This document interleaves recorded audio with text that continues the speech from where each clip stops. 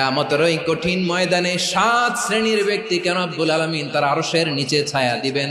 তার মধ্যে প্রথম শ্রেণীর ব্যক্তি হলো ইমামুন আদিল, যে ইনসাফের সাথে বিচার করে, যে জাস্টিস সমাজে সার্ভ করে, যে সুশাসন নিশ্চিত করে, ওই ইমামুন আদিল। আদিল শব্দটা বুঝছেন না? ইন্নাল্লাহা ইয়া'মুরু বিল আদল, পাইছেন? আদিল। 7 শ্রেণীর ব্যক্তিকে আল্লাহ তাআলা সুশীতল আরশের নিচে ছায়া দিবেন, যেদিন তার দেয়া ছায়া ছাড়া কোনো ছায়া থাকবে না।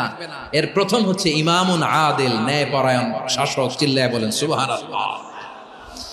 আবার বিশ্বনবী বললেন, ইন্নাল মুকসিতিনা ইনদাল্লাহি আলা মানাবিরা মিন নূর আন ইয়ামিনির রহমান। কিয়ামতের দিন যারা ন্যায় পরায়ণ হিসেবে আল্লাহর সামনে দাঁড়াবে, কিয়ামতের দিন রব্বুল আলামিন তার আরশের ডান দিকে ওই ন্যায় পরায়ণ লোকদের জন্য আরশের ডান দিকে একটা নূরের